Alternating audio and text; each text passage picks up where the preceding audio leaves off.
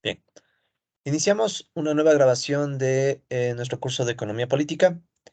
Estamos nosotros listos para avanzar. Recuerden que en el video anterior hicimos los primeros pasos de un modelo de ciclos e intensidad del trabajo, ¿no? O sea, nosotros habíamos empezado a explicar este modelito, ¿ya? Que en esencia busca incluir en el análisis una variable que usualmente ha quedado un poco de lado, ¿no? Que es la intensidad del trabajo o lo que también vamos a llamar la intensidad laboral. ¿Cuál era la idea? Muy rápidamente, recuerden, y no se olviden, ¿no? También de ver la película Tiempos Modernos. En esencia, que a los trabajadores se les puede exigir que aumenten la productividad, no necesariamente con mejoras tecnológicas, sino también acelerando el ritmo de la producción. ¿Sí? Entonces, la aceleración del ritmo de la producción puede ser una forma en la cual se puede hacer que los trabajadores aumenten su producción, su productividad, pero al mismo tiempo esa variable puede volverse otro aspecto que lleve a una lucha entre clases sociales, ¿sí? De eso hablamos un poco, tomando en cuenta sobre todo que puede haber una cuestión de poder de negociación, ¿no? O sea, los trabajadores, si tienen poder de negociación, pueden querer reducir la intensidad del trabajo, porque obviamente una mayor intensidad laboral implica un mayor esfuerzo por hora trabajada, y eso para los trabajadores puede significar una reducción de bienestar, ¿no? En promedio, ¿no? Recuerden que estos son modelos súper agregados, asumen un montón de cosas, etcétera, ¿no? Entonces, para representar eso, estamos revisando un modelo que proviene, de hecho, no se olviden de un artículo que está aquí, en este enlace. Sí, recuerden que toda la bibliografía ustedes la tienen a mano, ¿no? De nuestro curso. Entonces, permítanme, les muestro, bueno, ya conocemos este artículo. Es un artículo en donde se hace esta mezcla, ¿no? De un análisis de las relaciones de poder entre clases sociales, la intensidad del trabajo y también vemos el tema de la crisis, ¿no? Entonces este artículo está a disposición. Ya hablé un poco de este texto en el anterior video. Y bueno, otros videos también, ¿no? Ya he hablado del texto, es el que estamos siguiendo. Pero por cierto, las láminas van a contener todo lo necesario, ¿no? No hace falta que lean el texto si no desean. Pero sería chévere que lo lean si quieren profundizar algunas cosas, ¿no? Entonces, bueno, ya dicho estos preliminares, empezamos con los supuestos del modelo, no los voy a volver a mencionar. Tal vez el supuesto y más importante es ese, ¿no? O sea, que la productividad del trabajo va a depender de la intensidad del trabajo, ¿sí? O sea, digamos que esa es la parte más novedosa de este tema, ¿sí? Que no veíamos en Goodwin. En el modelo de Goodwin, más bien lo que teníamos era una productividad que crecía de forma constante. Aquí no, aquí la productividad depende de la intensidad del trabajo y por tanto es una variable endógena que va a estar afectada por la misma pugna entre clases sociales, ¿no? Luego vimos la psicología del modelo, esto también ya no lo vamos a discutir, y pasamos ya a la construcción del modelo, en donde empezamos analizando cómo el capital se puede distribuir entre capital constante que compra medios de producción o capital variable que paga fuerza de trabajo. Sin embargo, como estamos simplificando el modelo, porque ya van a ver que el modelo se puede complicar bastante, nosotros vamos a asumir que solamente al inicio de la producción se paga el capital constante y en cambio el capital variable, que son los salarios, se pagan al final de la producción. ¿Ya? Entonces eso nos va a facilitar mucho la vida porque entonces la K del capital inicial puede reducirse simplemente a la C. A la vez, la C, que es la compra de medios de producción, es igual a la A, que es la cantidad de máquinas, multiplicada por P, que es el precio, pero estamos asumiendo que el precio es igual a 1, igualmente para simplificar el modelo. ¿Ya? Entonces asumimos simplemente que C es igual a A.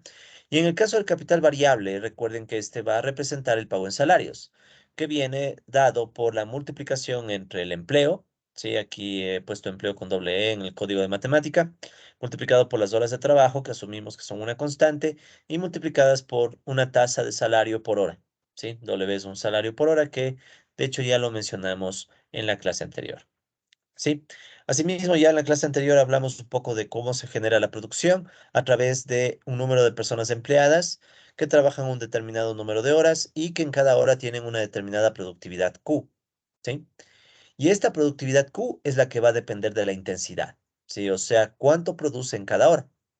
A su vez, habíamos puesto otra variable importante que es la mecanización, que la habíamos definido de forma muy simple como la relación entre máquinas por personas empleadas.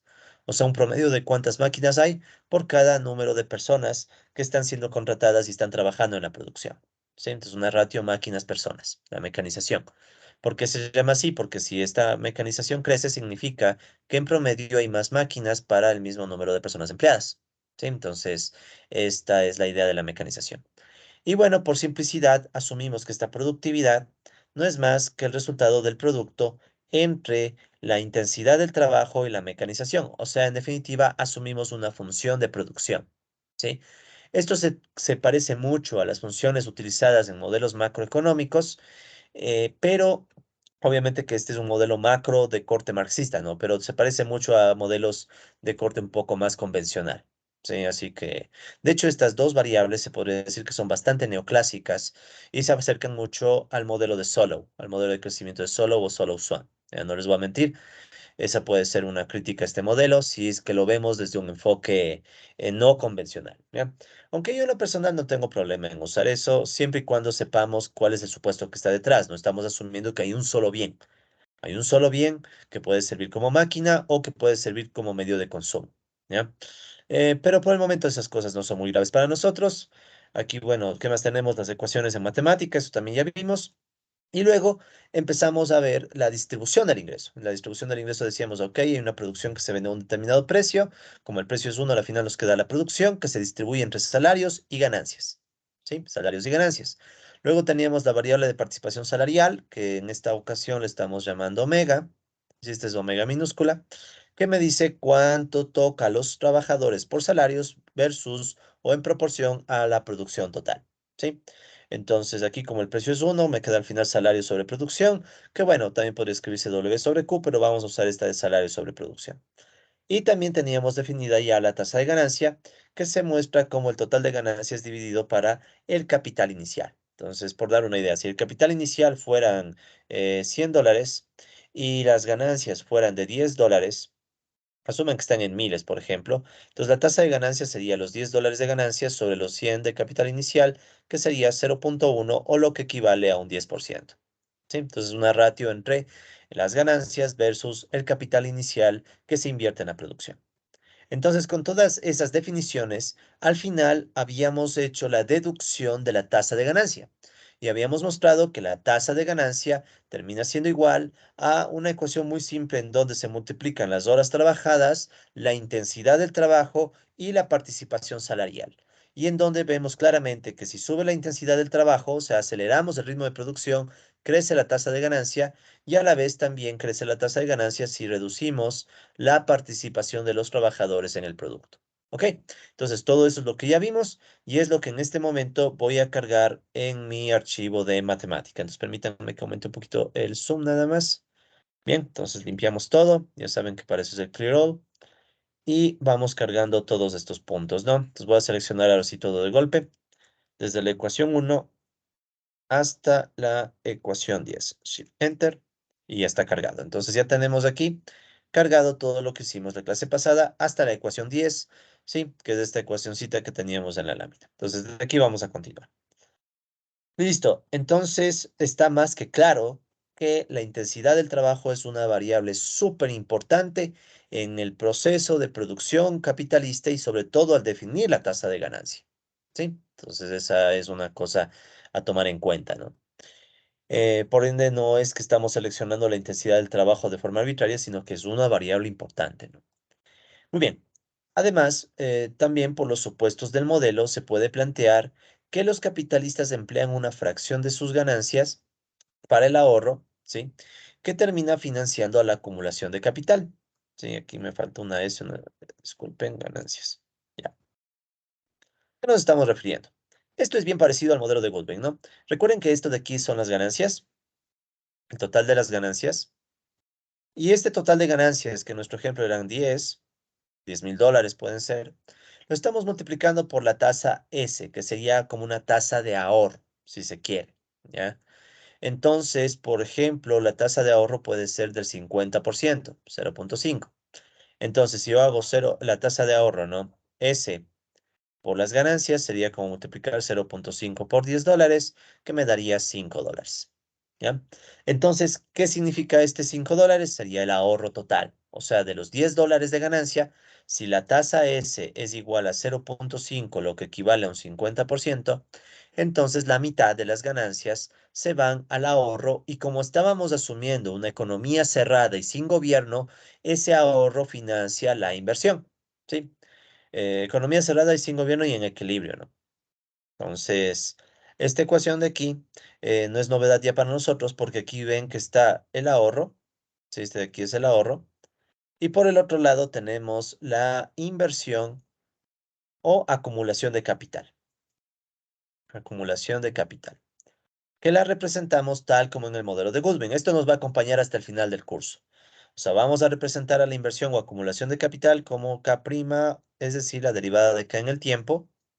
Y si esta derivada es positiva, entonces estamos asumiendo que hay crecimiento del capital. ¿Sí? Si es que la derivada es positiva, que bueno, ese va a ser usualmente el caso. Em, entonces nosotros sabemos que tenemos esta derivada, que por cierto no se olviden que en muchos libros pueden encontrarle como K punto, ¿sí? Entonces si ven K punto es derivada temporal, pero nosotros vamos a usar la notación más habitual K', ¿ya? Y es lo mismo que en el modelo de Goodwin. Tal vez la única diferencia es que en el modelo de Goodwin, si se acuerdan, había una ecuación que decía S1 menos U por Q igual a K' más delta K, o sea, había depreciación. En el modelo de Goodwin había depreciación. En este modelito que vamos a hacer no hay depreciación. Ya no hay depreciación. Por eso es que directamente tienen que el ahorro es igual a la inversión neta. Ya no hay depreciación. Y no hay depreciación, sobre todo, colegas, para simplificar el modelo. Sí, porque si le ponemos depreciación se empieza a ser más grande y no es necesario complicarle. ¿Ok? Bien. Entonces, antes de insertar la ecuación en matemática, también vamos de una vez a definir la otra ecuación que viene abajo, que es a la tasa de acumulación. ¿Ya? Entonces vamos a definir una nueva variable que le vamos a llamar tasa de acumulación y va a ser igual a la tasa de crecimiento del capital. Entonces, ¿cuál es esa variable? La que ustedes ven aquí. Esta, no se olviden, es la letra griega gamma. Entonces recuerden, ¿no? Cada modelo tiene su propia simbología, por eso es que me he tomado el trabajo de al inicio en estas láminas poner la simbología, ¿no? Para que ustedes cuando tengan dudas vean la simbología y con eso se les haga más fácil leer las ecuaciones. Entonces aquí ustedes ven que tenemos gamma igual a K' sobre K y ya hemos dicho varias veces que K' sobre K es una aproximación a la tasa de crecimiento, ¿sí? O tasa de variación, si queremos ser rigurosos, tasa de variación de K. Y si es positiva, si K' sobre K es mayor a cero, entonces lo que tenemos es una tasa de crecimiento, ¿no? Entonces aquí lo que tendríamos es una tasa de crecimiento. Por ejemplo, 3%. Si vemos que esto es 3%, significa que más o menos el capital creció un 3%. ¿Sí? Entonces, la idea de esto es que gamma no es más que la proporción a la que crece el capital. ¿Sí? Entonces, K' sobre K, recuerden que K' sobre K, ya lo hemos dicho varias veces, es una aproximación a la variación de K, o sea, K sobre K, o sea, K final menos K inicial sobre K inicial. O sea, es la tasa de variación. ¿Ok?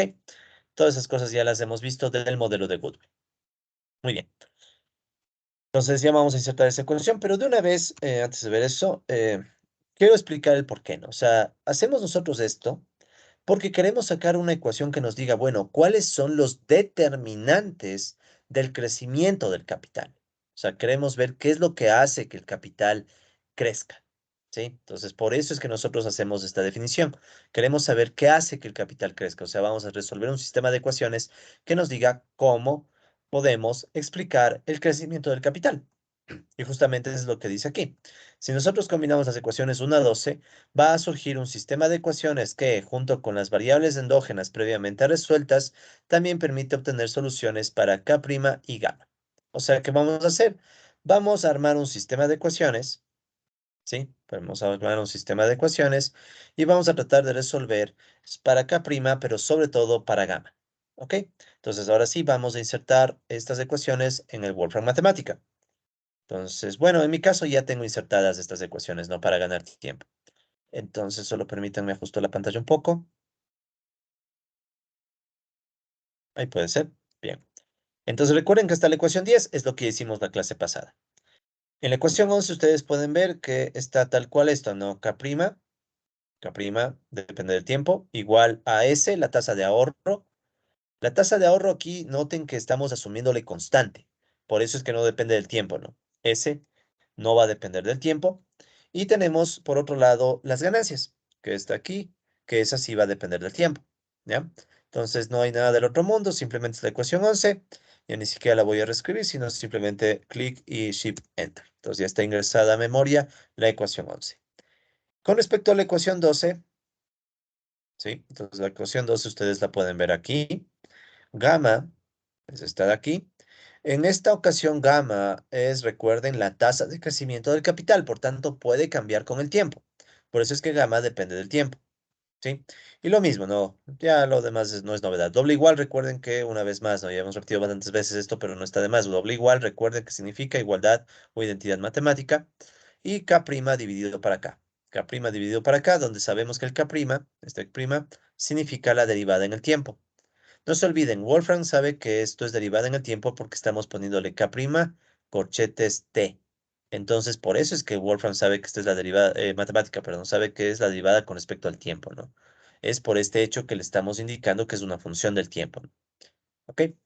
Listo, entonces ya tenemos la ecuación 12 y también ya la podemos dar Shift Enter y ya queda en memoria. Entonces, ¿qué es lo que vamos a hacer?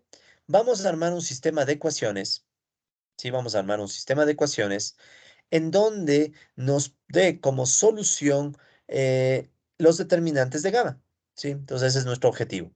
Entonces aquí ustedes pueden ver que ya está escrito el solve, el comando solve, y tratemos de entender muy rápidamente qué está dentro del solve. Dentro de solve está primero este comando table, que ya lo vimos en la clase pasada, pero no está de más volverlo a ver, ¿no? Entonces voy a seleccionar table, control C, voy a ponerlo un momento fuera, solo para ver qué hace. Entonces miren lo que dice table X, o sea, ecuación X, ¿sí? Esto de aquí. Y luego dice X del 1 al 12, ¿sí? X 1 a 12. Entonces, ¿qué es lo que va a hacer? Ya saben, lo que va a hacer el comando table, ¿sí? Para eso sirve el comando.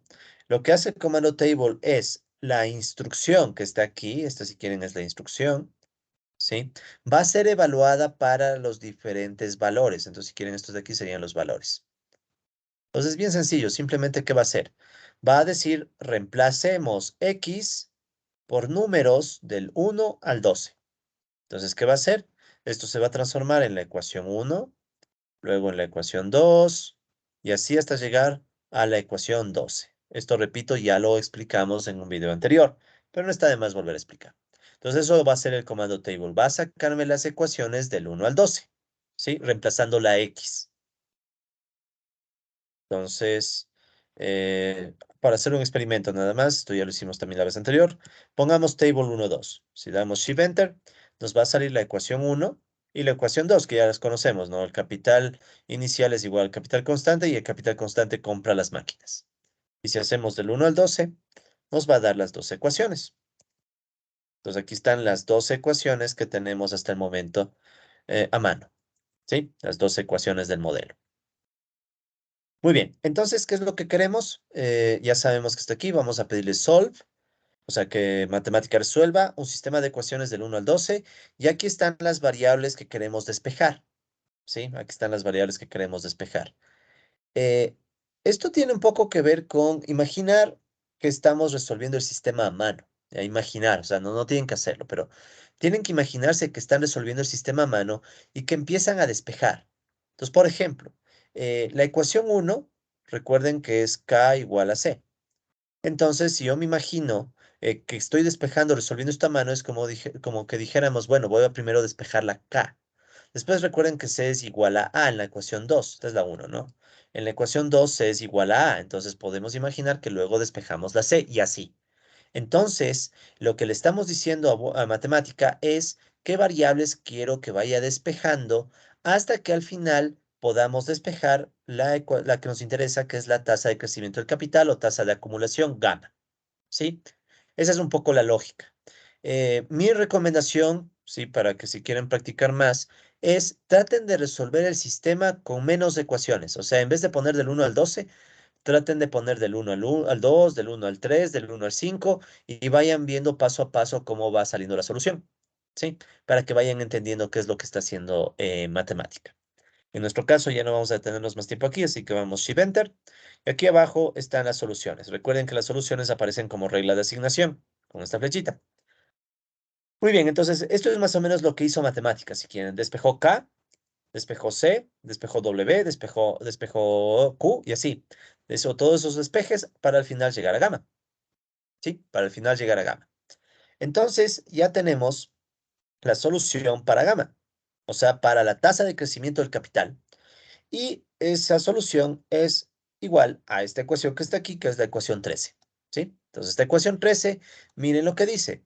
En sencillo, simplemente nos dice que la tasa de crecimiento del capital, gamma, si no se olviden que gamma es la tasa de crecimiento del capital, tasa de crecimiento, siempre vamos a asumir que es positiva, ¿ya? Tasa de crecimiento del capital, resulta ser que no es más que el producto entre la tasa de ganancia, entonces aquí ustedes pueden ver que R es la tasa de ganancia, multiplicada por la tasa de ahorro,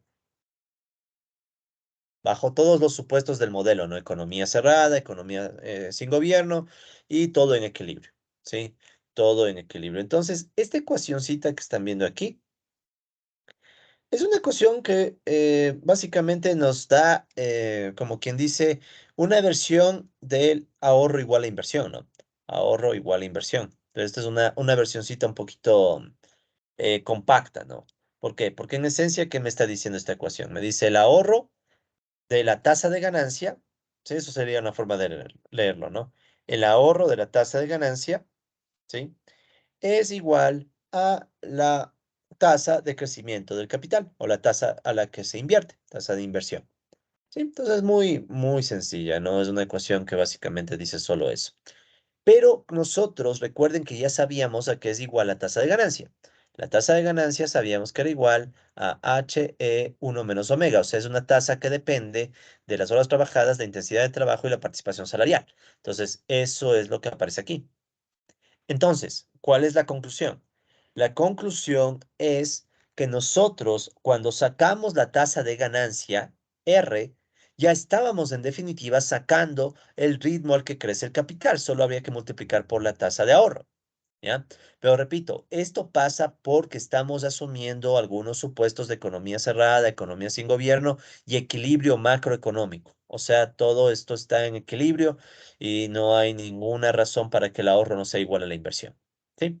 Entonces aquí está la forma como sacaríamos la ecuación utilizando los comandos de matemática, ¿no?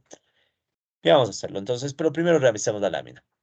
Entonces, ¿qué es lo que podemos decir nosotros? Podemos decir entonces que con estos resultados notamos un claro vínculo, un vínculo directo entre la tasa de ganancia, la tasa de acumulación, la intensidad del trabajo y la participación salarial. O sea, si queremos hacer que el capital crezca más rápido, ¿sí? Si queremos aumentar o acelerar el crecimiento del capital, ¿qué tocaría hacer? Se puede aumentar el ahorro, aumentar las horas trabajadas, aumentar la intensidad o reducir la participación de los trabajadores. Entonces, en este modelo, estos serían los determinantes que pueden hacer que aceleremos el crecimiento del capital. ¿Sí? Que es una visión bien ortodoxa, bien convencional, ¿no? O sea, aquí no hay muchos elementos keynesianos. Sí, en modelos más adelante veremos que se pueden agregar elementos, sobre todo del rol de la demanda, pero bueno, eso va más adelante. Entonces aquí, sobre todo, noten, ¿sí? Otra cosa, E y omega tienen súper fuerte su relación o una estrecha relación con el poder de negociación obrero y capitalista. ¿Por qué? Omega ya sabemos. Omega depende del salario, ¿sí? De hecho, recuerden que esto era igual a B sobre Q mayúscula. O sea, cuánto de la producción va para salarios. Y esto se podía escribir también como W sobre Q minúscula, ¿sí? Entonces, aquí está metido el salario y es claro que el salario es parte de la lucha capitalistas-trabajadores. Capitalistas que querrán tal vez bajar el salario, trabajadores que van a querer subir el salario. Y la intensidad es la otra variable que de hecho es la más interesante, porque esta del salario ya la estudiamos en Goodwin, ¿no? Esta ya la estudiamos en Goodwin. Ahora la que estamos estudiando es esta, la de la intensidad. Esa variable ahora se vuelve de interés y ahora podemos ver que la lucha trabajadores capitalistas tal vez es aún más compleja de lo que nos decía el modelo de Goodwin. ¿sí? Porque ahora tenemos una nueva variable que va a generar disputas entre clases sociales. Y por cierto, no olvidemos que H también podría ser una variable en la que se peleen trabajadores y capitalistas. Esto lo decía, por ejemplo, el modelo de Igli.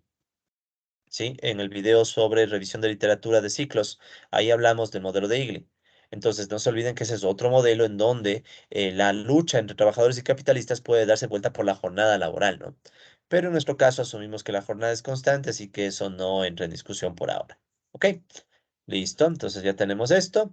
Y en definitiva, perdón el gráfico, pero creo que es bastante claro que por tanto esta ecuación encierra una intuición bastante marxista, ¿no? O sea, la intuición de que se puede hacer crecer más al capital en la medida en que se explote más al trabajador, aumentando la intensidad o bajando los salarios y por tanto la participación salarial.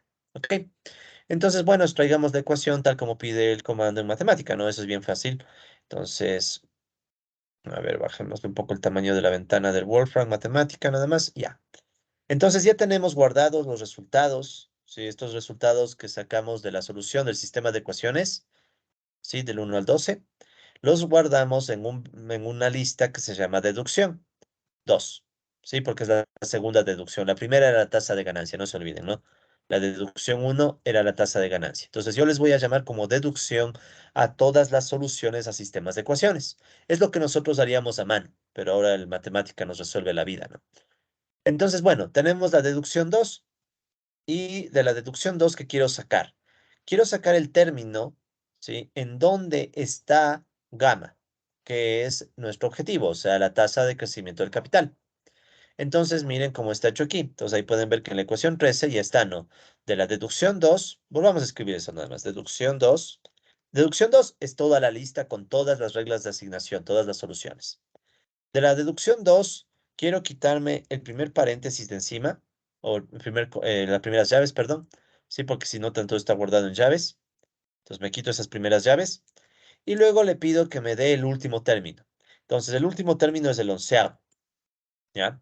Una alternativa para extraer el último término sería escribir -1. Si ustedes escriben -1 en vez de 11, matemática entiende que tiene que devolver el último término.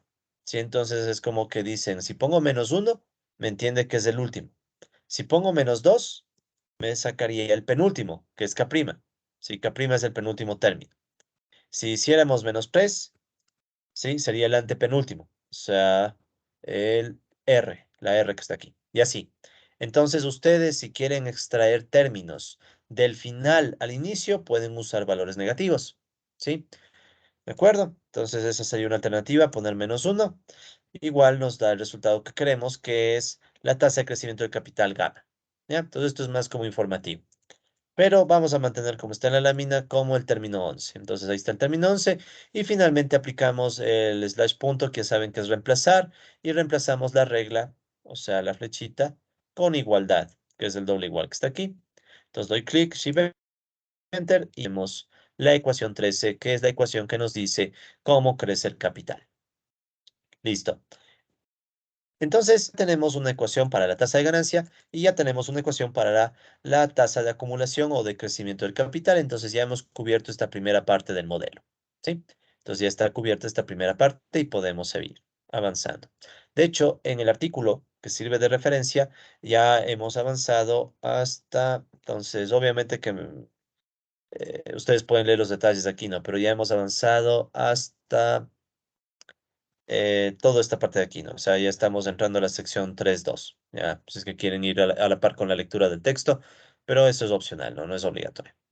Muy bien, entonces ahora sí, continuemos. Una vez que tenemos claro cómo puede crecer el capital y cómo se da esa lucha entre trabajadores y cómo la lucha entre trabajadores y capitalistas puede ser importante, ahora vamos a entrar en los detalles de la lucha, ¿sí? De esa disputa de clases. Entonces, para eso entra ahora en el modelo un nuevo protagonista que es el ejército laboral de reserva. ¿Ya? El ejército laboral de reserva ya lo hemos visto algunas veces en este curso. Recuerden que básicamente corresponde al grupo de trabajadores desempleados y también podríamos poner a los subempleados, aunque este modelo tampoco va a tener subempleo, ¿sí? Pero también podrían estar aquí los desempleados o subempleados, que son en cierta manera útiles, ¿sí? Para dos cosas, para servir de reserva, por eso se llama ejército de reserva, pero también sirven para regular la explotación laboral, regular la explotación, ¿sí? Entonces no se olviden que ese es el ejército laboral de reserva, un grupo de personas entre desempleados y subempleados que son útiles para la reserva, o sea, pueden quedar guardados en reserva o salir de la reserva dependiendo del ciclo económico, y también pueden ayudar a regular la explotación. Ya vamos a profundizar en eso justo en estas láminas, ¿ya? Entonces, con la acumulación de capital puede crecer tanto el componente constante como el componente variable. O sea, pensemos, si crece K, o mayúscula, perdón, si crece K, es probable que crezca el capital constante, o bueno, es un hecho porque hay una igualdad entre estos dos. Y a la vez, si crece el capital constante, puede crecer las máquinas. A, ¿sí? Porque eso es el capital constante, es el capital que se destina a comprar máquinas. Además, si nosotros tenemos una mecanización constante, si asumimos que M es constante, entonces cuando crece A, también puede crecer el empleo, y de hecho debe crecer para que se mantenga la mecanización constante, ¿sí? Porque caso contrario, la mecanización crecería, pero vamos a asumir que la mecanización por ahora es constante. Entonces ustedes saben que para que M sea constante, la A, o sea, debe crecer al mismo ritmo que la prima sobre E, donde recordarán ustedes que esta es la tasa de crecimiento de A y la tasa de crecimiento de E. Por ejemplo, 2%, 2%. ¿Sí? Entonces, se ve que puede crecer el empleo y si crece el empleo, recuerden que B es igual a WHE, o sea, el capital variable que recoge salarios, horas de trabajo y empleo. Entonces, si crece el empleo, puede crecer también el capital variable. ¿Ya? Entonces, esta es una forma un poquito, no tan minuciosa, pero digamos simbólica de decir lo que está acá. O sea, a medida que crece el capital, puede crecer tanto el componente constante como el componente variable. Y al crecer sobre todo el capital variable, al crecer este término, puede pasar algo. Puede suceder, y verán, aquí voy a empezar a usar algunas citas de Marx para que vean las intuiciones que él tenía sobre este proceso.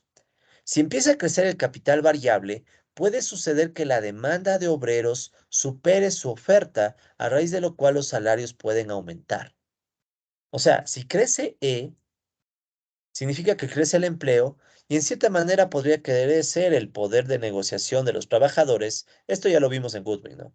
Puede crecer el poder de negociación de los trabajadores y eso puede empujar a que suba el salario, ¿sí? Entonces, resulta ser que Marx era consciente que si aumenta el capital, puede aumentar el capital variable, eso puede aumentar la demanda de obreros y eso puede incluso provocar que suban los salarios, ¿ya? Por el poder de negociación o incluso por un efecto oferta y demanda. Aquí, de hecho, es más un efecto oferta y demanda porque Marx dice la demanda supera la oferta. O sea, imagínense que hay más empresas que buscan trabajadores que trabajadores que desean estar empleados, ¿no? Claro que esto habría que matizar un poco, ¿no? En un mercado laboral que siempre hay desempleo, es más difícil la historia, pero bueno, la intuición de Marx era esa. Y además, eso Marx dice, de cierta manera va a beneficiar a la clase asalariada, pues se da una merma cuantitativa del trabajo impago que debe ejecutar, que en otras palabras es sobre el salario, ¿ya? Es decir, Marx era consciente de que si se invierte, porque recuerden que acumulación de capital de forma un poco más moderna podríamos decir que es la inversión. Si se invierte, se va a requerir gente, ¿sí? O sea, si se invierte, se va a requerir gente y ese requerimiento de gente incluso puede llevar a que aumenten los salarios, ¿sí? Entonces, esto sí está en Marx, o sea, Marx sí reconoce esa posibilidad, ¿sí? Entonces, ahí viene una contradicción, porque si los salarios crecen, ¿sí? Puede pasar que los salarios crezcan demasiado también. Y si los salarios crecen demasiado, las ganancias podrían disminuir en perjuicio de la clase capitalista. O sea, vean cómo se viene lo que vimos en Goldman, ¿no? O sea, una vez que suben los salarios, esos salarios más altos pueden aumentar la participación salarial omega. Y recuerden que por la fórmula que sacamos de la tasa de ganancia, que esto era igual a HE 1 menos omega, si sube omega, o sea, sube la participación de los salarios, la tasa de ganancia tiende a caer. ¿Sí? Entonces Marx tenía esa intuición bastante clara, pero obviamente no hizo un modelo, ¿no? Pero sí tenía esa idea de que hay una contradicción, de que la misma acumulación o crecimiento del capital puede terminar haciendo que suba el empleo, suben los salarios, pero si suben los salarios, luego puede caer la rentabilidad, ¿sí? Que es Goodwin, es lo que ya vimos en el modelo de Goodwin, pero para que vean que ya estaba en Marx, ¿no? Entonces, aquí vemos que hay una clara disputa distributiva. Sí, al momento que el capital se expande, hay una lucha y una disputa entre clases sociales peleándose, los unos por subir el salario, los otros por vuelta a tratar de evitar que la ganancia caiga, ¿no? Y ahí viene la lucha de clases que, como ustedes saben, por el modelo de Goodwin genera los ciclos. Entonces tenemos la lucha entre capitalistas que buscan acumular más y más capital y generar más ganancias y trabajadores que en cambio buscan más salarios y esa contradicción entre los dos es la que en el modelo de Goodwin nos generaba ciclos. Entonces la pregunta es, ¿qué nos generará en este nuevo modelo que estamos construyendo? ¿Bien? Sigamos. Entonces, ¿qué otras intuiciones podemos sacar de Marx? Ahorita vamos a sacar algunas intuiciones de Marx que luego las vamos a pasar a forma de modelo. Sí, pero primero quiero que saquemos algunas intuiciones. Entonces, ¿qué más decía Marx? Por cierto, todo esto viene del capítulo 23 del tomo 1 del Capital, ¿no? La Ley General de la Acumulación Capitalista, del cual ya hemos hablado en videos anteriores. Entonces, para Marx, la regulación de esta pugna distributiva necesita de lo que él llama una sobrepoblación obrera relativa, o sea, un grupo de no empleados o de subempleados que brinde el material humano explotable y siempre disponible para la acumulación, sin importar los límites del crecimiento poblacional. Es decir, que para seguir expandiendo el capital y evitar ese problema de que la demanda de trabajadores supere a la oferta de trabajadores y termine dándose un aumento del salario, necesitamos una gente o una población que sobre. Población sobrante, lo que Marx llama sobrepoblación, pero verán, les llama sobrepoblación relativa, ¿ya? Aquí hay una disputa con Malthus.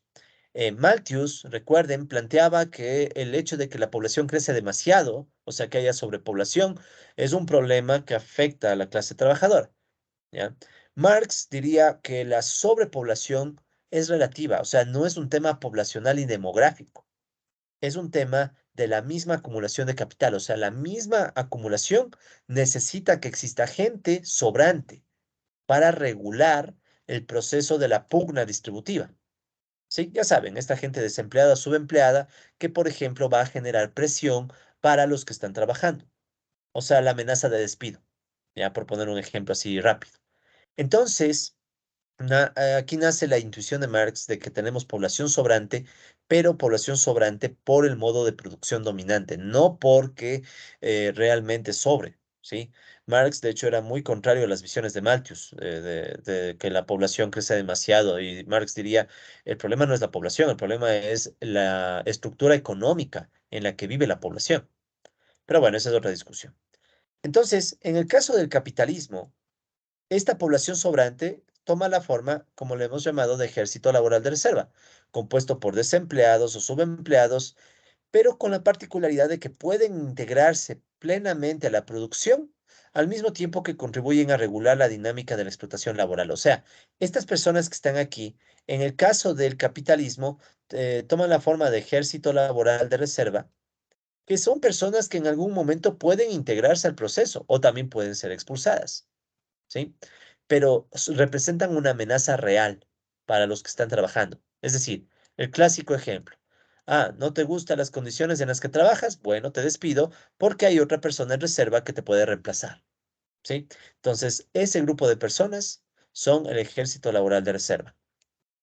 Hay algunos debates interesantes sobre estos conceptos, en donde se plantea que puede haber también otro grupo de personas que se le conoce como la masa marginal. Algunos llaman polo marginal, son diferentes conceptos, pero la intuición de la masa marginal es que también puede haber un grupo de personas que pierda toda esperanza de entrar al sistema. O sea, puede haber un grupo de personas que simplemente quedan marginadas totalmente. ¿Ya? Entonces, estos ya quedan fuera del juego, ¿no? Ya ni siquiera sirven para ser explotados. Y ya no son ni amenaza para los trabajadores. Esa masa marginal no está en este modelo, pero no está de más mencionarla, ¿no? Es un concepto planteado por José Nun, o al menos yo lo leí en algún trabajo de él, pero es interesante porque eso podría servir para extender el modelo en el caso de una sociedad como las sociedades periféricas del capitalismo del sur, ¿no? De Latinoamérica, por ejemplo. Pensar que hay personas que sí pueden estar totalmente marginadas del sistema. Pero bueno, sigamos. Entonces, durante el proceso de producción y de acumulación capitalista, vemos que, según el enfoque de Marx, siempre es necesario que exista esta gente sobrante, incluso porque hay que tomar en cuenta que unos sectores de la producción requieren ajustar su nivel de empleo y para eso necesitan que no se afecte a otros sectores. Pensemos que tenemos un sector que produce máquinas, ¿ya? Entonces, este sector, si quiere crecer, necesita gente, o sea, necesitamos empleo, aumentar el empleo si el sector quiere crecer. Pero para eso el sector no debe afectar al, digamos, llamémosle el sector uno. Viene un sector 2 que produce alimentos. Entonces, si este sector 2 necesita alimentos, que necesita crecer, también debe aumentar el empleo. El empleo 2, digamos, el empleo uno. Entonces, ¿qué sucede? Que si queremos que un sector crezca y genere más empleo y absorba trabajadores, necesitamos tener una reserva incluso para evitar que otro sector se vea afectado, porque una opción podría ser que el sector uno le quite trabajadores al sector 2, a lo cual se conoce como movilidad laboral, o sea, que un empleado pase de un sector a otro. Entonces, Marx argumentaría que incluso para evitar eso, necesitamos que haya reserva, porque si hay reserva, entonces los dos sectores pueden coger de la reserva sin afectar al otro sector, ¿no? Entonces, esa es otra razón para que exista el ejército laboral de reserva, ¿ya? Y hay algunas razones, ¿no? Marx diría algunas cosas. eh, por ejemplo, vean lo que dice a continuación, ¿no? Marx diría lo siguiente, ¿no? Esta es una cita del Capital. Es necesario que se pueda volcar súbitamente grandes masas humanas en los puntos decisivos, o sea, es necesario poder mover gente de un sector a otro sin que con ello se rebaje la escala alcanzada por la producción en otras esferas. O sea, se necesita mover trabajadores de un sector a otro sin afectar a los sectores originales. Y ahí es donde Marx dice que la sobrepoblación o el ejército laboral de reserva proporciona esas masas de personas. Entonces, volvamos, recapitulemos, ¿no? Entonces tenemos un sector uno que decíamos como por ejemplo puede producir máquinas, y un sector 2 que puede producir alimentos, ¿ya? Por decir, ¿no? Entonces, si este sector 2 quiere crecer, va a tener que crecer el empleo uno, si quieren, llamémoslo así. Y este sector 2, si quiere crecer, también tiene que aumentar el empleo, pero el empleo 2. Entonces, para que estos dos no se estén quitando trabajadores, Marx diría que ahí también viene el ejército laboral de reserva. Entonces, de la reserva laboral puede cogerse tanto el sector uno como el sector 2 sin necesidad de afectarse entre sí. Entonces, también es un argumento interesante, ¿no? En fin, ¿qué más dice Marx al respecto del ejército laboral de reserva? Saquemos otras intuiciones.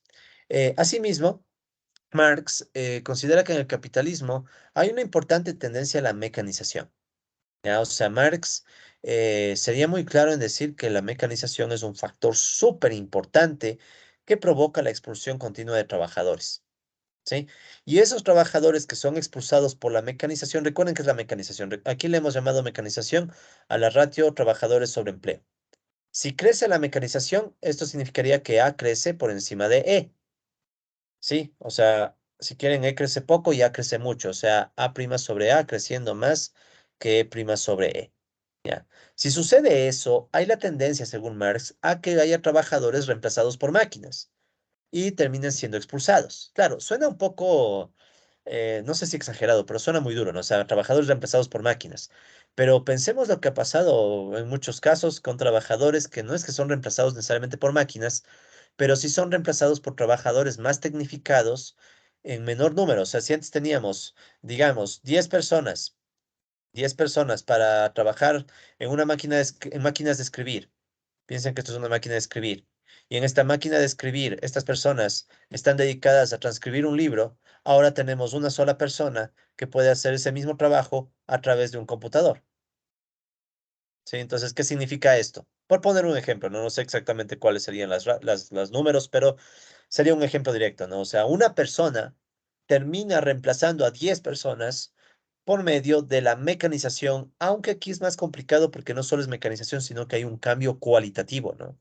Pero eso no lo vemos en nuestro modelo más bien simplemente asume esta ratio, ¿no? Pero la idea está ahí, ¿ya? Entonces, ¿qué diría Marx al respecto? Y claro, ¿no? Esta gente que, o sea, de los 10 digamos que uno pudo seguir trabajando y los otros 9 quedan fuera. ¿A dónde se van estos 9 que quedaron fuera? Al ejército laboral de reserva, ¿sí? Entonces, miren lo que dice Marx al respecto.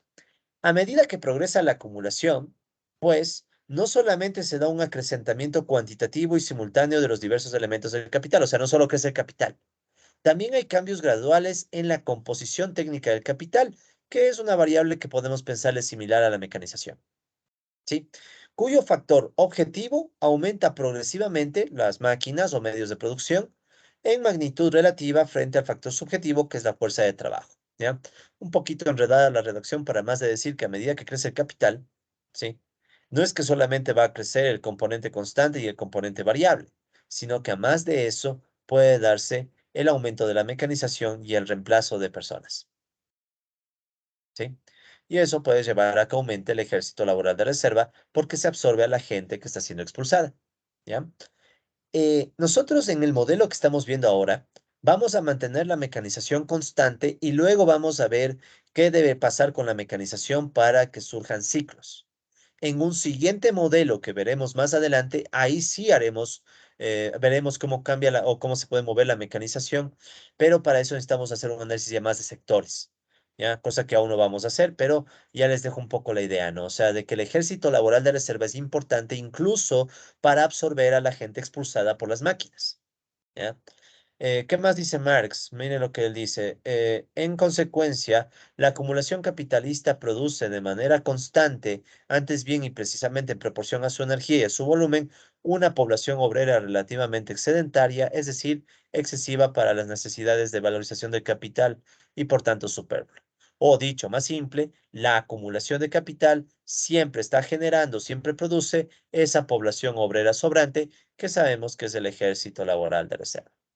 Es decir, no hay ninguna duda en la obra de Marx de que para él el ejército laboral de reserva nace como consecuencia de la propia acumulación de capital y todas sus consecuencias, ¿no? La mecanización, el mismo hecho de que un sector necesita tener libertades para contratar sin afectar a otro sector, etcétera. ¿Sí? Entonces, estas intuiciones son súper interesantes porque, recuerden, Marx no construyó un modelo, pero dejó las ideas para que otros autores construyan modelos a partir de muchas de estas ideas. Recuerden, por ejemplo, que el modelo de Igli, ¿sí? En el modelo de Igli, la mecanización jugaba un papel importante, ¿sí? O sea, la mecanización era una variable relevante para ver cómo a medida que esto crece se vota trabajadores, ¿sí? Y es más, en Igli hay una idea bien llamativa de que la mecanización puede servir como un mecanismo que los capitalistas pueden usar para controlar el poder trabajador. O sea, si crece el empleo y los capitalistas ven que aquí hay una amenaza de que crezca el poder de negociación, entonces los capitalistas pueden escoger aumentar la mecanización para tener como resultado una caída del empleo. Entonces el empleo en vez de subir puede caer y eso va a bajar el poder de negociación. Esto puede verse en términos prácticos como aquel ejemplo en donde se dice, ¿no? Bueno, si es más fácil, es más agradable tener un trabajador robot que un humano porque el robot no reclama derechos laborales, el robot no se organiza, no arma sindicatos, al menos por ahora, ¿no? No sé si en el futuro los robots puedan hacer eso. Pero entonces el tema es ese, o sea que incluso para eso puede ser útil cada intuición que deja Marx, ¿no? Para plantearnos discusiones que no son tan desfasadas, o sea, son discusiones incluso que hoy se hacen, o sea, hasta qué punto con el tiempo, o sea, ¿qué va a pasar con tanta gente que sigue siendo reemplazada por máquinas? ¿Sí? Hay mucha gente sobrante en el mundo que no logra conseguir trabajo. Y no se diga en nuestros países de la periferia, ¿no? O sea, somos países todavía con más razón afectados porque muchos de nuestros trabajadores buscan como sea salir e irse a estos países del norte, los poderosos, ¿no? Y no lo logran, ¿no? Y a veces una máquina puede reemplazar muchos trabajos que hace algún migrante. O sea, hasta ese punto se puede llegar, ¿no? Pero bueno, en definitiva, Marx plantea esa discusión. Tenemos la mecanización y tenemos la expulsión de trabajadores, lo cual justifica aún más que consideremos al ejército laboral de reserva como una variable súper importante en el proceso de acumulación capitalista, ¿no? Muy bien. Entonces, para representar analíticamente todas estas ideas, o no todas, pero algunas de estas ideas, o sea, para representar analíticamente el vínculo entre la expansión del capital y la condición de reserva del ejército laboral, vamos a plantear algunas ecuaciones. ¿Ya? Entonces ya sacamos ideas de Marx, ahora tratemos de esas ideas, volverlas a ecuación para continuar avanzando con nuestro modelo. Muy bien, entonces para ello vamos a definir primerito a la tasa de empleo. En este modelo, la tasa de empleo va a tener la letra L, entonces L, tasa de empleo. Y la idea es bien familiar a nosotros, o sea, la tasa de empleo la vamos a, a definir, perdón, a definir como el total de personas empleadas dividido para n, que va a representar la población disponible para trabajar. Tal vez aquí la ventaja es que ya no estamos hablando de horas, sino ya de personas, ¿no? O sea, E es un número de personas y n es otro número de personas. Recuerden que en Goodwin más bien eran horas, ¿no? Aquí son personas, o sea, esta n con más razón sería igual a la P, a la población económicamente activa, y E sería a los empleados. Y no se olviden, ¿no? Que la PA se divide entre empleados y desempleados, ¿no? Penosamente en este modelo no tenemos subempleo, ¿ya? Todavía. El subempleo es un tema muy complejo, ¿no? Que tal vez al final lo veamos en la discusión norte-sur. Ahí tal vez hablemos un poquito del subempleo. Muy bien, entonces esa ecuación de la tasa de empleo no es nada del otro mundo. En matemática ya pueden ver que se puede escribir súper fácil, así que avancemos. Vamos también a asumir que esta población económicamente activa, la N, la población disponible para trabajar, va a crecer a una tasa constante N. ¿Sí? Entonces aquí ustedes pueden ver N' sobre N, ya saben que es la tasa de crecimiento de N, ¿sí? La tasa de crecimiento de N. Entonces vamos a asumir que esta población crece a una tasa N minúscula, ¿ya? Y es una constante arbitraria. O sea, vamos a seguir asumiendo lo que ya veíamos en el modelo de Goodwin. En el modelo de Goodwin esta N en realidad la escribíamos como beta, ¿ya? Pero ahora la vamos a llamar N. Es, por ejemplo, 2%. La tasa a la que crece la población económicamente activa, que por ahora en este modelo podríamos decir que es demográfico, no es un crecimiento demográfico. Ya en otro modelo veremos que no solo puede ser demográfico, pero por ahora vamos a asumir demográfico, o sea, un crecimiento nada más por factores externos, ¿ya? Y como saben, esto se escribe súper fácil en matemática, bueno, aquí utilicé doble n porque con n se estaba confundiendo matemática con una función, ¿no? Pero bueno, es lo de menos. Entonces, en vez de n, aquí está doble n, ¿no? Bien, entonces, si nosotros tomamos estas ecuaciones y hacemos lo que dice aquí la lámina, o sea, si aplicamos logaritmos a la ecuación 14, derivamos respecto al tiempo y reemplazamos en 15, obtenemos la tasa de crecimiento de L, que esta también es una ecuación que de una u otra forma ya hemos sacado antes, ¿no? Entonces, ¿qué dice esta ecuación? L' sobre L, o sea, la tasa de crecimiento de L, digamos, 4%. La tasa de crecimiento de la tasa de empleo, esta L, es igual a a la resta, perdón, entre la tasa de crecimiento del empleo, ¿sí? Aquí estaría el número de personas empleadas, pongámosle, por ejemplo, que crecen un 6%, y N, que en cambio es la tasa de crecimiento de la población disponible, que está en el denominador. Entonces, N' sobre N, o esta N de aquí, podemos decir que es un 2%, y pueden ver que 6 menos 2 me da 4%. ¿Sí? Entonces, no es más que la representación de la ratio, pero en tasas de crecimiento, donde ustedes ya saben que la tasa de crecimiento de una ratio es igual a la tasa de crecimiento del numerador menos la tasa de crecimiento del denominador. ¿Ya? Rápidamente hagámoslo esto aquí en esta lámina, súper veloz. Entonces, recuerden que L es igual a E sobre N, es la tasa de empleo, empleados sobre población disponible. Si saco el logaritmo natural de L, esto puede ser igual al logaritmo natural de E menos logaritmo natural de n por propiedades de los logaritmos. Y si saco la derivada en el tiempo de todo esto, ¿qué me queda? O sea, si saco la derivada, pongámosla en rojo. Si saco la derivada con respecto al tiempo del lado derecho, del lado izquierdo, perdón, es lo mismo que sacarla del lado derecho. Y como aquí está una resta, puedo distribuir la derivada respecto al tiempo. Entonces, sacando la derivada del logaritmo, me queda 1 sobre L por L' igual a 1 sobre E por L' menos 1 sobre n por n'. Y ahí me queda L' sobre L igual a E' sobre E menos n' sobre n, pero n' sobre n sabemos que es igual a n minúscula y ya está la ecuación. ¿Sí? Entonces, nada del otro mundo, pero como ustedes saben, mejor dejar que sea matemática el que lo haga, ¿no? Pero ya ven que no es nada del otro mundo, esto ya lo hemos hecho antes. ¿Sí? Entonces, ¿qué vamos a tener aquí al lado? Ya pueden imaginarse los comandos para sacar y automatizar el cálculo hasta llegar a la ecuación. ¿Sí? Entonces, vamos a hacer ahora esto en matemática. Entonces, hagamos de la presentación y continuemos. De hecho, ya tengo todos los comandos escritos, así que voy a ir bastante rápido, ¿no? Porque esto ya lo hemos hecho antes. Entonces, primero la ecuación 14, como ven, no es nada del otro mundo. L, sí, L termina siendo igual al empleo dividido para la población disponible. Entonces aquí doy clic, Shift, Enter. Esa es la ecuación 14. La ecuación 15 dice, está de aquí, n' sobre n' sobre n, igual a una constante n minúscula. ¿Y cómo sé que es constante? Porque no tiene el tiempo. ¿Sí? Entonces no se olviden, todas las variables que aquí no tengan tiempo en realidad no son variables, sino constantes. ¿Ya? Entonces ahí está la ecuación 15. Clic, Shift, Enter.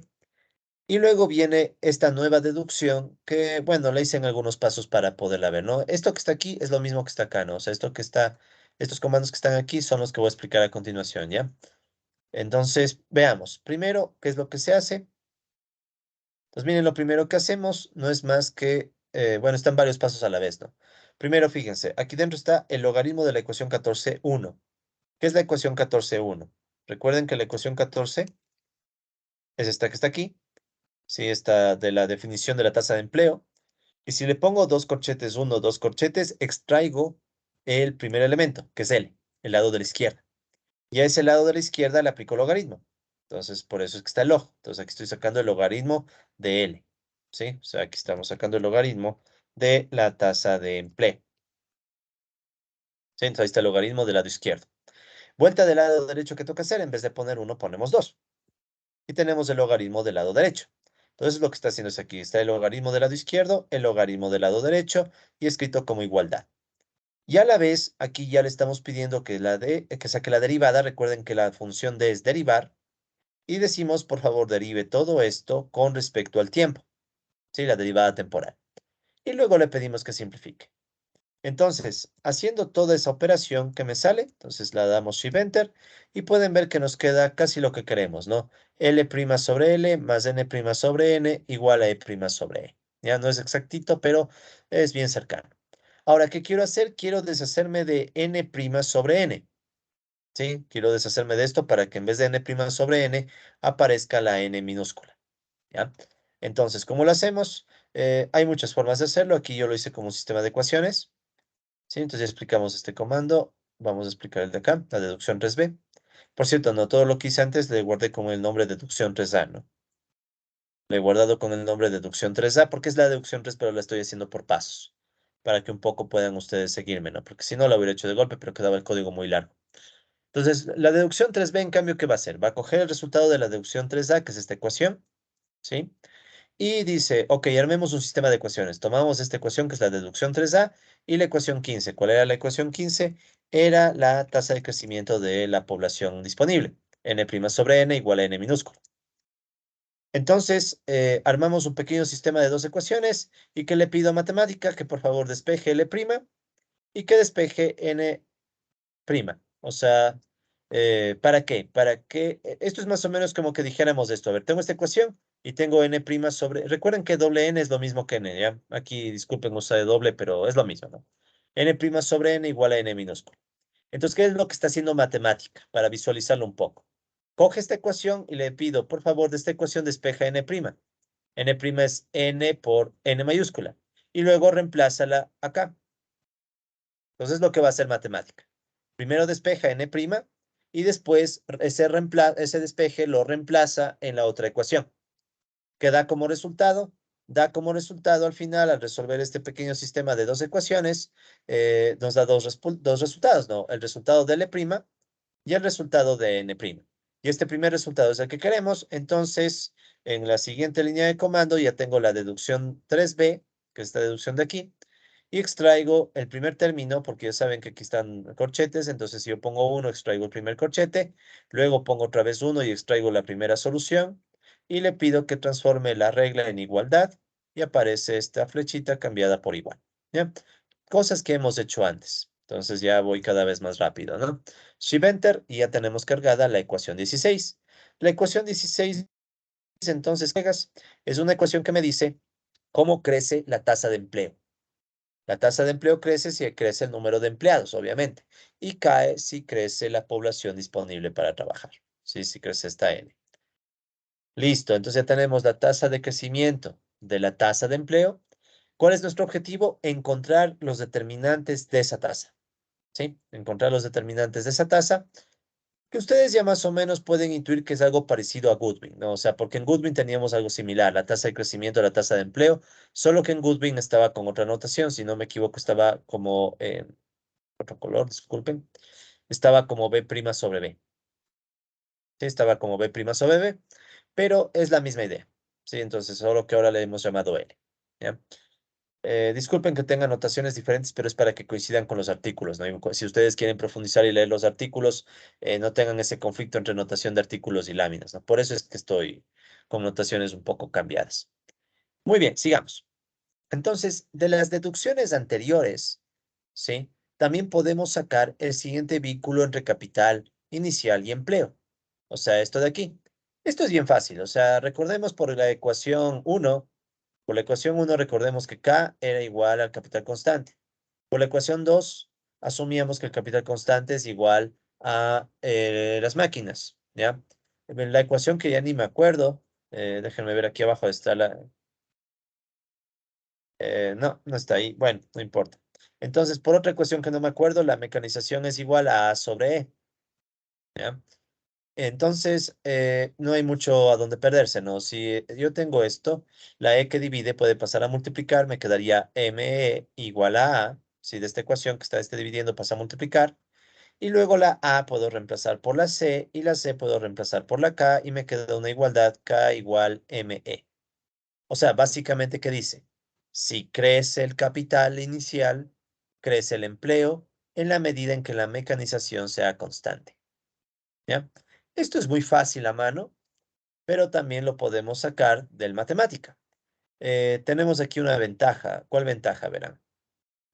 Aquí, ¿cómo lo estoy sacando? ¿Ya? Disculpen que me salí de la presentación, pero estamos en este punto, ¿no? Entonces, ¿cómo lo saqué? Miren que aquí yo estoy tomando la deducción uno y de la deducción uno estoy tomando el primer valor. Ya, ¿qué es eso de la deducción uno? Veamos. Volvamos a los comandos de matemática. Ahorita voy a poner pantalla completa un momento. La deducción uno es el primer despeje de ecuaciones que hicimos.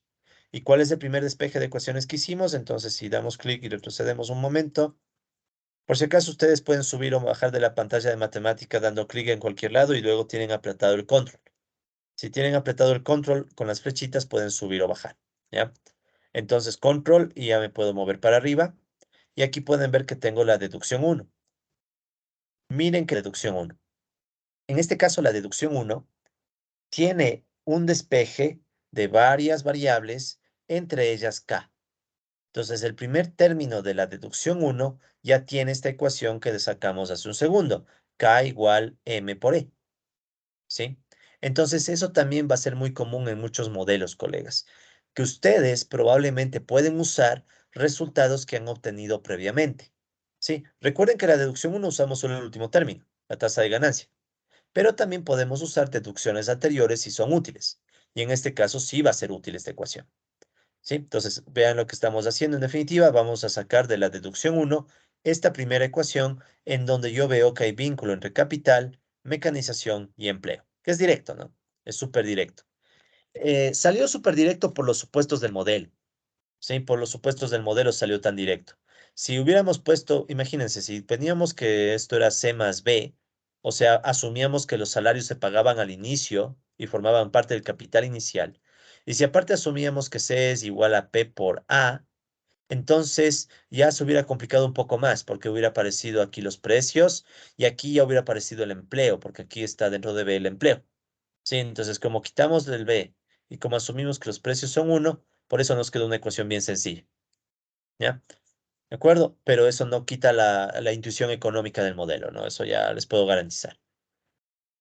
Muy bien, entonces saquemos la deducción uno. Entonces aquí pueden ver que estoy sacando la deducción uno, primer término, que es K. Estaba regla de asignación, ¿sí? Estaba regla de asignación, entonces cambió la regla por igualdad y matemática ya me da una igualdad. Entonces ahí está la ecuación 17. O sea, es un resultado anterior. Es un resultado anterior que ya teníamos calculado por ahí y nos dimos cuenta, ¿ya? ¿Cómo podíamos habernos dado cuenta? Ya a la práctica. O sea, ahí sí ya es la práctica, colegas, ¿no? Pero bueno, entonces ya tenemos K igual M por E. ¿Para qué me sirve esto? Para lo siguiente. Si yo vuelvo a tomar esta ecuación, le aplico logaritmos, derivo con respecto al tiempo y combino con las ecuaciones 12, 13 y 16, puede sacarse la tasa de crecimiento del empleo, ¿sí? Entonces, al final me va a quedar que la tasa de crecimiento de la tasa de empleo, ¿sí? De la tasa de empleo es igual a la tasa de acumulación o la tasa a la que crece el capital menos la tasa a la que crece la población disponible para trabajar, ¿sí? Entonces, este resultado de aquí, ¿ya? Donde podemos ver claramente que la tasa de empleo se acelera cuando aumenta la intensidad laboral. Y ya podemos un poco intuir cuál es el mecanismo, ¿no? O sea, antes de ver de dónde salió esta ecuación, primero veamos el mecanismo. Bueno, primero veamos de dónde sale la ecuación. Recuerden que nosotros teníamos L' sobre L igual E' sobre E menos N. Esto salió en el paso anterior. En la lámina anterior teníamos esta ecuación, ¿no? O sea, en esta lámina, ahí habíamos sacado esta ecuación. L' sobre L igual a E' sobre E menos N, ¿ya? Ahora nosotros tenemos otra ecuación que es K igual ME. Si aplicamos logaritmos y sacamos derivadas temporales, al final nos va a quedar que K' sobre K es igual a E' sobre E, puesto que M es constante, ¿sí? M es constante. Entonces, M, o si quieren, hagámoslo completo. Hubiera quedado M' sobre M más E' sobre E, pero M' sobre M es cero, porque M' es cero, dado que M es una constante. Entonces miren lo que me quedó. E' sobre E va a ser igual a K' sobre K. ¿Pero qué es K' sobre K? La tasa de crecimiento del capital o tasa de acumulación, gamma. Entonces, ¿qué significa esto? Que yo podría decir en definitiva que gamma es igual a E' sobre E. Y si yo reemplazo este gamma en mi ecuación de L', tengo al final como resultado L' sobre L igual a E' sobre E que se transforma en gamma menos N. ¿Sí? O sea, el resultado es directo. O sea, el resultado es directo haciendo la mano, ¿sí? Haciendo la mano. Ahora, si ustedes no me pudieron seguir a mano, aunque no creo, no es tan difícil, pero si no lo hicieron o si, bueno, quieren automatizar el proceso, nuevamente viene matemática. Entonces aquí al lado están los códigos para sacar este resultado. Entonces vamos a esos códigos. Muy bien, entonces continuamos. Otra vez vamos con nuestro documento de matemática. Ya teníamos la ecuación 17. Entonces ahora queremos sacar la ecuación 18. Ya, este va a tomar algunos pasos hasta llegar a la ecuación 18. Entonces, primer paso, quiero sacar esta ecuación. Miren, K' sobre K igual a E' sobre E. ¿Eso de dónde viene? Viene de esta ecuación. O sea, recuerden que hay un vínculo K igual ME. ¿Ya? Entonces, ¿qué es lo primero que debo hacer? Sacar logaritmo de K igual al logaritmo de ME. Entonces, es lo primerito que ustedes pueden ver. La ecuación 17. Recuerden que la ecuación 17, Shift Enter, es justamente la que teníamos, K igual M, ¿ya? Entonces, ¿qué estoy haciendo en este que dice deducción 4A, que es el siguiente paso?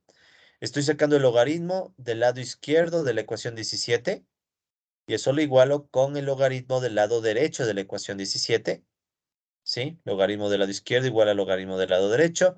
Luego saco la derivada de esa igualdad con respecto al tiempo. Shift Enter. Y me da esto de aquí, que hubiera sido lo mismo decir, bueno, derivemos ambos lados. Entonces me quedaba K' sobre K igual a M' sobre M más E' sobre E. Pero como nosotros ya le pusimos a la matemática que M es una constante, como sabemos que es constante, no tiene el tiempo, no tiene t. Entonces ya matemática se encarga de hacer esto igual a cero. ¿Sí? Entonces ven por qué es súper importante en estos modelos saber de entrada cuáles términos son constantes. Es súper útil porque cuando yo empiezo a hacer estas deducciones, los términos constantes van a volverse cero cuando saquen derivadas y matemática ya se encarga de eso automáticamente. Entonces, en vez de hacer todos estos pasos, simplemente ahí tenemos la deducción 4A, que es la automatización del procedimiento. ¿Sí? Bien. Luego, ¿qué viene? La deducción 4B.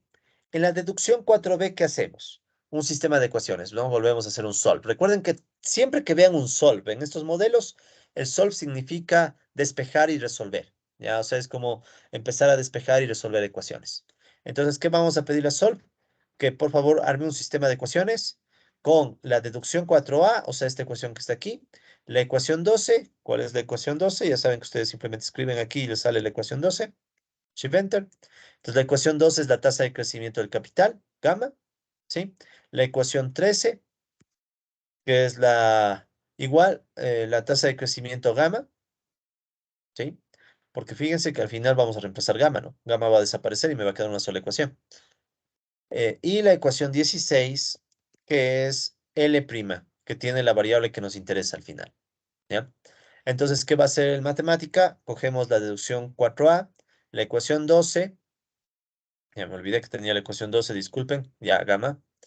Entonces, la deducción 4a es esta, la deducción 12 es gamma igual k' sobre k, mayúscula, bueno. La ecuación 13 es, si no me equivoco, gamma igual S H E 1 menos omega. Sí, esa era la ecuación 13. Ecuación 13, ¿ya? Y la ecuación 16 es la L' sobre L igual E' sobre E menos N. Sí, es la ecuación 16. ¿Sí? ¿Ya? No exactamente iguales, pero parecidas. Entonces tenemos este sistema de cuatro ecuaciones, 2, 3 y 4, y le pedimos a matemática que despeje K', luego que despeje gamma, luego que despeje el empleo, y al final que despeje L'. O sea, son los pasos que hacemos a mano. Sí, son los mismos pasos que hacemos a mano, pero aquí están hechos en el computador. Entonces, si le damos clic, Shift, Enter, y bueno, le ponemos un Simplify, ¿no? Para que nos deje simplificado. Entonces aquí están los resultados y podrán ver que al final nos queda la tasa de crecimiento de L, de la tasa de empleo, lo que nos interesa, ¿ya?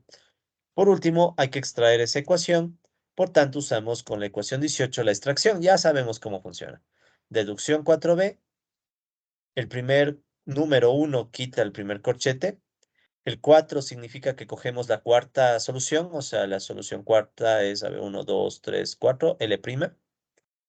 Y ya saben que slash punto reemplaza la regla por la igualdad. Entonces se va a ir esta flechita y se transforma en igualdad. Y tenemos la ecuación 18. ¿Ya? Entonces la ecuación 18 es una ecuación en donde me dicen cómo crece la tasa de empleo. Y de hecho, fíjense que la tasa de empleo, como decíamos hace unos minutos, depende de los mismos factores que influyen en la tasa de ganancia y en la tasa de acumulación. O sea, omega, E y bueno, H también, pero omega y E son los que más nos interesan.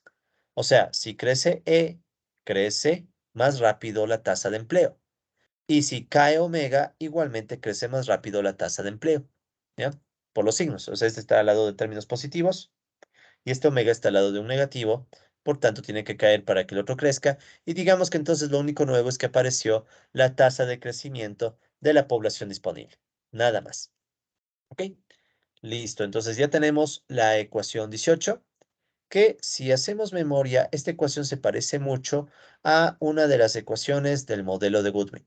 ¿Sí? Entonces me voy a llevar esto un segundo a mi pizarra. Esta ecuación 18 se parece mucho a una ecuación del modelo de Goodwin que tenía la forma b' sobre b, ¿sí? B' sobre b, igual a 0 menos a1u. Sí, entonces esta creo que era, sí, esta era una de las ecuaciones del modelo de Goodwin, simplificada, ¿no? Saben que A0 y A1 tienen constantes, pero simplificada era esto. O sea, la tasa de empleo, esto era Goodwin, no se olviden, ¿no? Esto era Goodwin. Entonces aquí está la tasa de empleo, o el crecimiento sería la tasa de crecimiento de la tasa de empleo, y aquí está la participación salarial.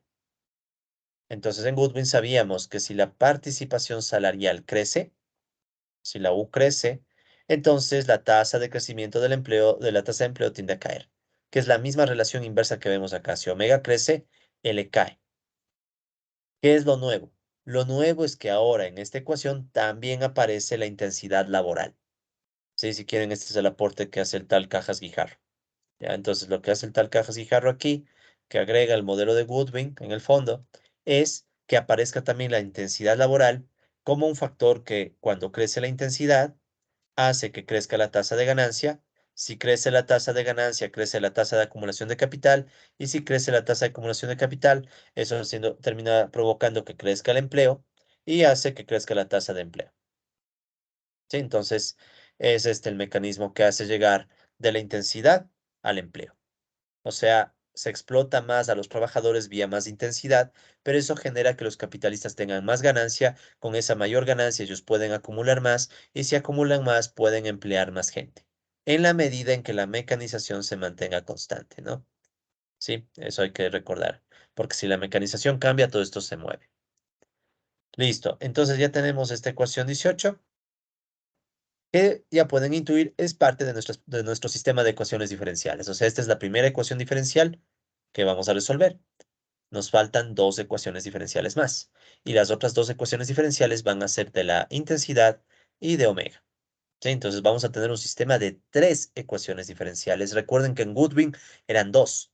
¿Cuáles eran las dos ecuaciones de Goodwin? Era este de aquí, la primera ecuación del modelo de Goodwin.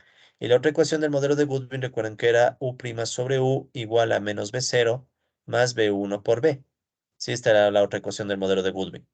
Entonces, el modelo de Goodwin habían dos ecuaciones para dos variables. En cambio, en el modelo que estamos haciendo ahora, va a haber tres ecuaciones para tres variables. ¿Sí? O sea, la nueva variable es la intensidad. Muy bien. Entonces, ahora hablemos. Todo eso tiene que ver con el rol del ejército de reserva como reserva, precisamente. ¿Sí? O sea, si crece la acumulación, sabemos que crece gamma. Y por la necesidad de absorber trabajadores de la reserva, crece la tasa de empleo. O a su vez, si la acumulación decae, entonces hay que botar gente y guardarla en la reserva. Por tanto, la tasa de empleo crece menos o incluso decrece. ¿Sí? Entonces aquí está la función de reserva. O sea, aquí está la función que cumple el ejército laboral de reserva. Si la acumulación crece, crece el empleo. Si la acumulación cae, cae el empleo. ¿Ya? Entonces aquí está la intuición de Marx, más o menos, ¿no? No, obviamente la intuición de Marx es más compleja, pero digamos que al menos ahí está una parte de la intuición de Marx. Ahora, en cuanto al rol del ejército de reserva como regulador de la explotación laboral, aquí viene una cosa interesante, porque en Goodwin sabíamos que el ejército de reserva, que eran básicamente los desempleados, influyen, desempleo va a influir en el salario. Pero ahora, como estamos en este nuevo modelo, ya no es Goodwin, sino es un modelo más grande, el desempleo también va a afectar a la intensidad. Entonces ahora hay dos impactos, vía salario y vía intensidad. ¿Sí? Eso también es un elemento nuevo. Entonces, con respecto a los salarios, la presión que ejerce el ejército laboral de reserva eh, es más que conocido y el mismo Marx lo decía. Entonces, miren lo que dice Marx. Dice, los movimientos generales del salario están regulados exclusivamente por la expansión y contracción del ejército industrial de reserva. Nosotros le llamamos laboral, pero es la misma idea, ¿no? A las cuales se rigen a su vez por la alternación de periodos que se opera en el ciclo industrial. Entonces, miren lo que dice aquí. Marx dice, hay un ciclo industrial. Este ciclo industrial afecta al ejército de reserva, en nuestro caso les llamamos laboral, ejército laboral de reserva, y los movimientos del ejército laboral de reserva afectan al salario. ¿Sí? Entonces, esa intuición está clara. O sea, Marx, repito, no tenía un modelo, pero seguramente si Marx sabía más matemáticas, sabía ecuaciones diferenciales, probablemente ya llegaba a un modelo. Y la intuición le llevó. Recuerden que en los últimos años de su vida Marx estudió matemáticas, pero penosamente no pasó de cálculo, ¿no? O sea, fue una época dura. O sea, Marx se enfermó y al final ya no pudo. O sea, ya no avanzó. Pues empezó a estudiar cálculo, pero ya no avanzó. Pero bueno, de todas maneras la intuición está aquí, ¿no?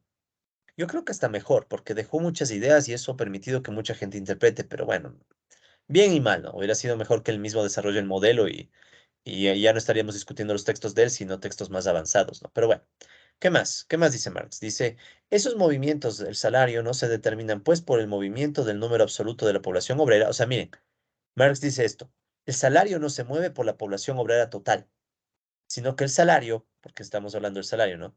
Se mueve por la proporción variable en la que la clase obrera se divide entre ejército activo y ejército de reserva, por el aumento y la mengua del volumen relativo de la sobrepoblación, por el grado en que ésta es hora absorbida, hora puesta en libertad. Hora absorbida, hora puesta en libertad. Trabajadores absorbidos, trabajadores puestos en libertad en el desempleo. Ciclo. Entonces vuelve a lo mismo. Marx dice, el ciclo afecta al ejército laboral de reserva, pero aquí miren cómo él habla también de una proporción. Dice, la proporción en que se divide entre ejército activo y de reserva. O sea, Marx tenía en idea algo como esto, ejército laboral de reserva sobre ejército laboral activo. Con el ciclo, o sea, a medida que la acumulación capitalista tiene sus ciclos, surge también un ciclo en esta relación, porque a veces el ejército de reserva crece y obviamente el activo cae, o al revés, a veces la reserva cae y el activo crece, y eso termina generando un movimiento en los salarios. ¿Sí? Entonces esa intuición es de Marx, o sea, está en Marx. ¿Ya? ¿Qué más? ¿Qué más nos dice Marx? Bueno, en definitiva eso, ¿no? O sea, lo que les decía, que tenemos el ciclo económico y en ese ciclo económico se está moviendo el ejército de reserva y los salarios, ¿ya? Y ese es un mérito de Marx, el haber visto ese vínculo salarios, ejército de reserva y ciclos, ¿sí? Porque aquí está clarito, él habla del ciclo, ¿sí? Ese es el mérito. Por eso es que a veces me preocupa cuando mucha gente critica el capital, por eso aquí les puse la imagen del capital de Marx. Y claro, critican los primeros capítulos porque mucha gente no llega pues, al capítulo 23 y peor al 24 y demás. Hasta el 24 y 25, hasta el 24 es la acumulación originaria, por si acaso, que es otro capítulo genial, que bueno, eso ya lo hemos hablado en videos anteriores. Pero el tema es que en el capítulo 23 Marx tiene todas estas intuiciones que han servido para hacer muchos modelos y dejan muchas ideas, porque yo al menos considero que no es tan erróneo pensar que el ciclo está vinculado al empleo y está vinculado al salario. O sea, ya el modelo de Goodwin nos dio una idea, por eso es que también pueden ver que Goodwin no necesitó citarle a Marx, porque en el fondo Goodwin recogió muchas ideas de Marx, ¿sí? Muchas ideas intuitivas. Entonces ustedes ya van a entender por qué la ecuación que sigue es justamente la ecuación de la curva de Phillips, de salario real. Entonces, la intuición de Marx sobre el vínculo entre el ejército laboral de reserva y los salarios la vamos a representar de nuevo con la curva de Phillips, que vincula el salario real con la tasa de empleo. Recuerden que este es salario real porque el precio es uno, ¿no? O sea, no se olviden esto, ¿no? El salario real usualmente se lo ve como salarios sobre nivel de precios. Pero si el nivel de precios es uno, entonces esto de aquí se transforma en W. ¿Sí? Entonces, ¿qué vamos a hacer? Vamos a meter una curva de Phillips de tasa de empleo y salario real tal como en Goodwin, igualito como en Goodwin, ¿ya? Entonces, esta es la misma que usó Goodwin, solo que Goodwin tenía otra notación. Goodwin tenía W' sobre W igual a menos gamma más rho por V. Esta era la notación de Goodwin. Ahora, en vez de gamma, tenemos un alfa W0 y en vez de rho tenemos un alfa W1 y en vez de la V tenemos L como tasa de empleo. Pero es la misma curva de Phillips de Goodwin. Sí, es la misma curva de Phillips que usó Goodwin para representar al salario real. Ya, incluso la ecuación en matemática no es nada del otro mundo para todo lo que hemos hecho. ¿Sí? Y más bien lo interesante que podemos sacar es la interpretación de cada término. ¿Sí? Es la interpretación de cada término que un poco ya la conocemos. Alfa W0 en nuestro modelo va a representar el poder de negociación de los capitalistas para empujar el salario a la baja. ¿Sí? Capitalistas que están empujando el salario a la baja. ¿Ya? Por eso el signo menos. ¿Sí? Capitalistas en rojo. ¿Ya? Entonces, eso ya lo veíamos en Goodwin. O sea, esto ya estaba en Goodwin, solo que aquí le hacemos la interpretación más explícita. Entonces, este sería como que el poder de los capitalistas de empujar hacia abajo el salario. ¿Ya?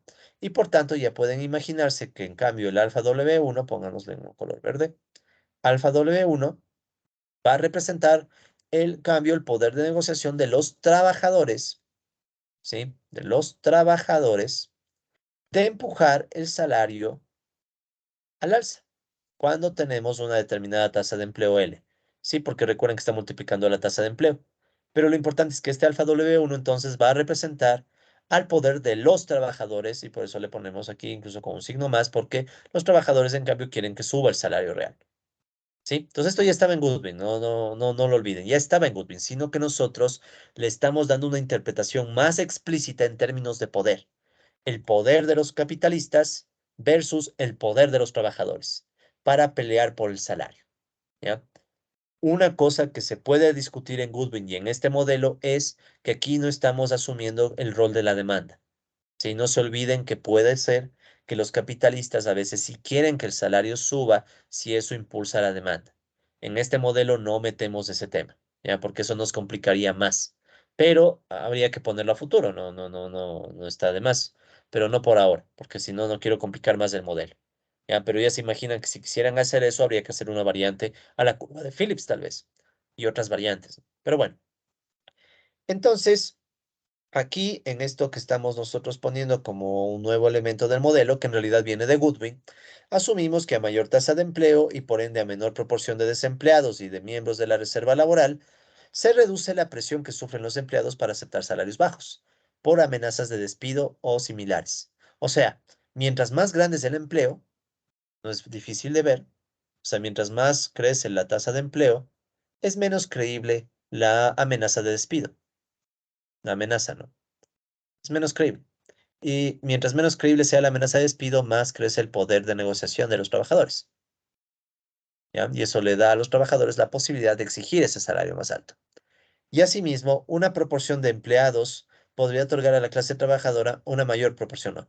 Mayores posibilidades de generar sindicatos, organizarse y tener más poder de negociación. O sea, también podríamos verle, o sea, por un lado podríamos ver esta ecuación o interpretarla por el efecto de la amenaza de despido, pero también la podemos ver por el tema de que más en trabajadores, empleados, pueden armar sindicatos, pueden organizarse e incluso pueden ser una seria limitación para los capitalistas, ¿no? O sea, no es lo mismo tener empleados a 10 personas que tener empleadas a 1000. No es lo mismo bajarle el salario a 10 personas que bajarle el salario a 1000. Ya hasta por un tema de volumen, podemos pensar que hay más poder para los trabajadores, ¿sí? Entonces, es la misma idea de Goodwin, repito una vez más, pero con una curva de Phillips cambiada a los coeficientes y con una interpretación más cercana al tema del poder, de la lucha de clases que en el fondo Goodwin la tenía presente, pero no le hizo falta hablar de eso, ¿no? 5 páginas, ¿para qué hablar de eso? Muy bien, entonces aquí ya vemos que está el ejército de reserva de forma indirecta afectando a los salarios a través de la tasa de empleo. Bien, ¿qué sigue? ¿O qué más podemos decir? Ahora, por otro lado, también podemos ver la explotación laboral que se regula por la capacidad de los capitalistas de extraer mayor fuerza de trabajo de un mismo número de obreros. ¿Y eso cómo? Por medio de la presión que ejercen los miembros del ejército de reserva. Entonces piensen en esto. Si tenemos personas que están en el ejército laboral de reserva, que están, por ejemplo, desempleadas, ¿sí? Entonces, ¿qué va a pasar?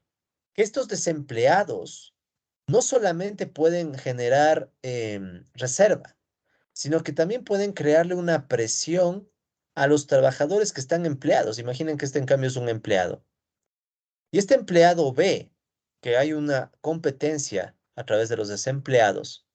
Entonces, ese hecho puede generar una presión para que este trabajador aumente el ritmo al que trabaja, o sea, aumente la intensidad, ¿sí? Y eso es lo que vamos a ver, creo yo, ya en un próximo video, porque ya el tiempo se está agotando. Entonces, este trabajador desempleado puede volverse una presión, ¿sí? Una presión, no le pongamos la flecha porque puede confundir, simplemente genera presión a que el empleado aumente la intensidad precisamente para no sufrir el desempleo, ¿sí? Y esto es algo que Marx lo tenía súper claro. Miren lo que dice Marx aquí. A todo capitalista le interesa, de manera absoluta, arrancar una cantidad determinada de trabajo de un número menor de obreros, en vez de extraerla con la misma baratura e incluso a un precio más conveniente de un número mayor. O sea, en otras palabras, el capitalista hasta puede reducir trabajadores, ¿sí? Hasta puede reducir el empleo si es que a los trabajadores que ya los tiene les hace aumentar la intensidad. Y esto es muy real, o sea, piensen en el mundo real, olvidémonos de los modelos. En el mundo real, muchas veces pasa que, sobre todo en épocas de crisis, realmente bajan el empleo. Puede caer el empleo, pero los que se quedan tienen que trabajar más fuerte. O sea, que tienen que trabajar a un mayor ritmo, con más intensidad, si no quieren también ser desempleados. ¿Por qué? Porque tienen que trabajar más intenso por la precisa amenaza de la crisis. O sea, la crisis crea una amenaza para que los trabajadores le metan más ganas, más esfuerzo, y entonces se logra lo que dice Marx, que los capitalistas logren arrancar una determinada cantidad de trabajo incluso de un número menor de obreros. Menos gente, pero más intensidad. Y eso también les resulta útil, porque con eso los capitalistas se pueden hasta quitar de encima parte del poder de negociación de los trabajadores. ¿Ok? Bueno, entonces para no extender mucho más el video, porque ya casi es hora, nos vamos a quedar en este punto. ¿Sí? Solo quiero terminar de leer la cita de Marx, puesto que aquí dice lo siguiente, dice, en este último caso, la inversión de capital constante aumenta proporcionalmente a la masa de trabajo puesta en movimiento en el primer caso, aumenta con una lentitud mucho mayor. O sea, en esencia, perdón, vuelvo a leer, ¿no? En el último caso, la inversión de capital constante aumenta proporcionalmente a la masa del trabajo puesto en movimiento. En el primer caso, aumenta con lentitud mucho mayor. O sea, en el segundo caso, que es el que nos interesa, eh, podemos hacer que el capital crezca más, incluso expulsando gente, bajando el empleo, si aprovechamos y aumentamos la intensidad, y aquí viene el tema de la maquinaria. O sea, a través de la maquinaria, Marx dice, bueno, el capitalista puede invertir en más maquinaria y con esa mayor maquinaria puede incluso votar gente porque la gente que queda le puede hacer trabajar más, ¿sí? Y eso obviamente hace que Marx vea al sistema capitalista todavía como un sistema de más peleas, ¿no? Porque estamos diciendo entonces, en definitiva, que los capitalistas pueden tener la intención de golpear a los trabajadores, no necesariamente vía salarios, sino a través de aumentar la intensidad y con eso se puede reemplazar gente,